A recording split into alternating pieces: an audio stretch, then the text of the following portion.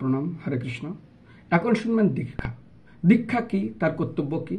দিব্যম জ্ঞানম যত রুদ্ধম কুজ্জত পাপস্য সংকয়ম তস্মাৎ দীক্ষা ইতি পুক্তঃ দেশি কস্ত কো বেদঃ।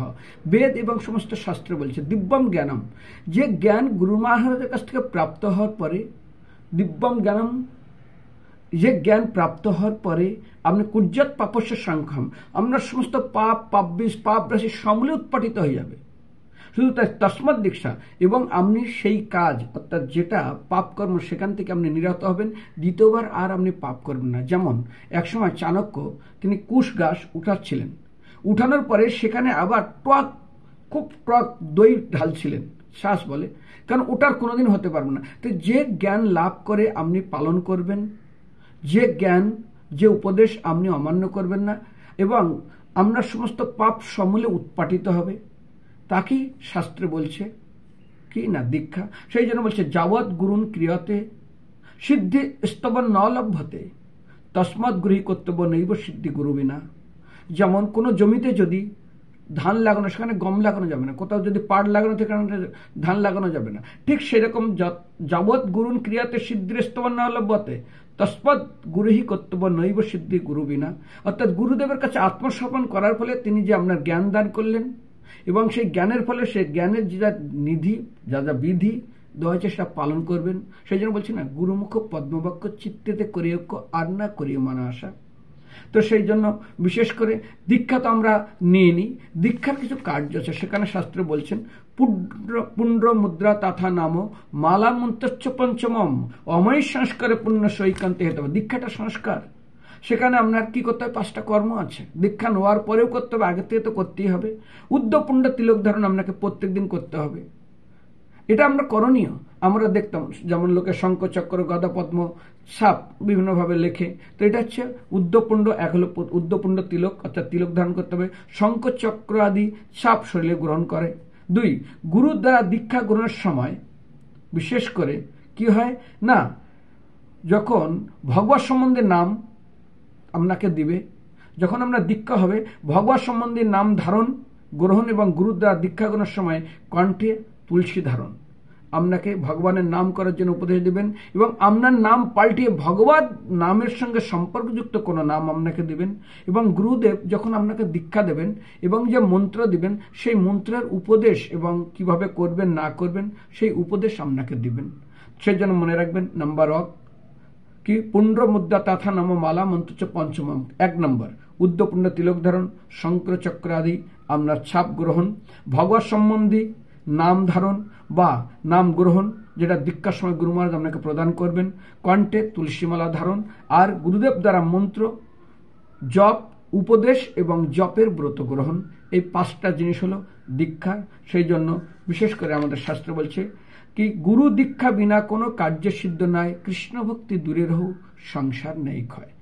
সেই জন্য আমাদের মনে রাখতে হবে যে জ্ঞান প্রাপ্ত হওয়ার পরে, যেমন যদি জানেন জল খেতে যাচ্ছেন, আপনি জল খেতে যাচ্ছেন, একটা বোতলে রাখা আছে, আর জ্বলছেন, এটা একটা জল না, একটা বিষ, সঙ্গে সামনে কি করবেন? ওটাকে দূরে রাখা, আর হাতই দিবেন না। ঠিক একটা কারেন্টের তার ঝুলছে, আরে ভাই কারেন্টের তারটা ছাড়াই, এখানে কেন তার ঝুলছে? হাত দিতে যাচ্ছেন, এই এটা হাত দেবেন, এটা কারেন্ট আছে, সঙ্গে সামনে দূরে সরে আসবেন, ওটা হাত দিলে আপনি ঝটকা লাগবে। ঠিক সেরকম যে জ্ঞান লাভ করার পরে গুরুদেব যখন আপনাকে জ্ঞান দান করছেন, যে জ্ঞানের ভিতরে লেখা আছে আপনি জানেন কি, সেটা শ্রীমদ্ ভাগবতে বলা হয়েছে, সেখানে 5টা পাপকর্ম অবশ্যই আপনাকে ত্যাগ করতে হবে। দুতং পানং স্ত্রং শূন্য যত্র অধর্ম চতুর্বিবাদাহা। দ্রুতক্রিয়া অর্থাৎ জুয়া খেলা, তাস পড়া, লুডো, লটারির টিকিট পর্যন্ত। দুতং পানং, পান মানে নেশা, পান, বিড়ি, সিগারেট, মদ, গাঁজা, ভান, তামাকে, গুটকি, খৈনি, চা, কফি।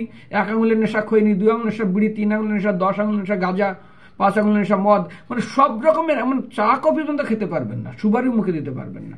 3, অবৈধ মেলামেশা, নিজের স্বামী স্ত্রী ঠিক আছে, আর জুয়া, তাস, পাশা, লুডু এবং লটারির টিকিট পর্যন্ত খাওয়া নিষেধ। এটা হচ্ছে গুরুদেবের কাছে আপনি প্রমিস করতে হবে, এই 4টা পাপকর্ম থেকে আপনি নিরত থাকবেন। কারণ ধর্ম 4টা পায়ে দাঁড়িয়ে আছেন। দয়া সত্য তপ শৌচ ইতি পাদা কৃত্যা কৃত্য। সত্যযুক্ত ধর্ম 4টা পা: দয়া, সত্যবাদিতা, তপস্যা, দয়া করা, সত্যবাদিতা, দয়া সত্য তপস্যা, দয়া, সত্য, তপ, শৌচ আর সুচিতা রক্ষা করা। তো সুচিতাকে রক্ষা করে নেশা, ধ্বংস করে নেশা। তপস্যাকে ধ্বংস করে দেয় অবৈধ মেলামেশা। দয়াকে ধ্বংস করে দেয় আমিষাহার। আর তপস্যাকে ধ্বংস করে দেয় অবৈধ মেলামেশা। তো ধর্মকে যদি রক্ষা করতে হয় দয়া, তাহলে আপনি জীবত্তা করতে পারবেন না। সুচিতা রক্ষা করতে গেলে নেশা করতে পারবেন না। তপস্যা রক্ষা করতে গেলে অবৈধ সঙ্গ করতে পারবেন না। আর সত্যবাদিতাকে রক্ষা করতে গেলে কোনো রকম জুয়া খেলতে পারবেন না। এই 5টা প্রমিস আপনাকে করতে হবে দীক্ষার সময়। আর কর্ম কি করতে হবে? উদ্ধপণ্ড তিলক ধারণ করতে হবে। গুরুদেব আপনার ভাগবত সম্বন্ধে নাম দেবেন, নাম উপদেশ দেবেন, প্রত্যেকদিন নাম আপনাকে করতে হবে। সেই জন্য বলছে গুরুমুখ পদ্মবাক্য চিত্রেতে করিয়ক্ষ আর না করিও মনে আসা।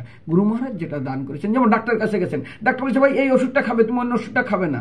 আচ্ছা, শুধু এই ওষুধ খেলে হবে না, এই কোম্পানিরই নিতে হবে। আপনি যদি সারা জগতে খুঁজে বেড়াচ্ছেন এই ওষুধটা, ওই কোম্পানি, ওষুধ অনেক আছে, একই ওষুধ, কিন্তু সেই কোম্পানি নেই, আপনি নেবেন না। কারণ ডাক্তারকে ফোন করবেন, স্যার পেলাম না তো, এই কোম্পানি বলছে ঠিক আছে ওটাই নিতে হবে, তাহলে এখানে যাও। ঠিক গুরু মহারাজ যেটা দিয়েছেন সেটাই গ্রহণ করবেন, অন্য কিছু করা যাবে না। যেমন শ্রীমদ্ ভাগবতের অন্তিম শ্লোক, নাম সংকীর্তন যস্য সর্ব পাপ প্রণাশনম নমামি দুঃখ সমন্তম নমামি হরিপরম। নাম সংকীর্তন ছাড়া কোনো রকম আর উপায় নেই সমস্ত পাপ থেকে মুক্ত হওয়ার জন্য। আজ ভাগবতমের 18,000 শ্লোকের অন্তিম শ্লোক, সেই জন্য মেনে নিতে হবে। হরে কৃষ্ণ, দণ্ডবত প্রণাম।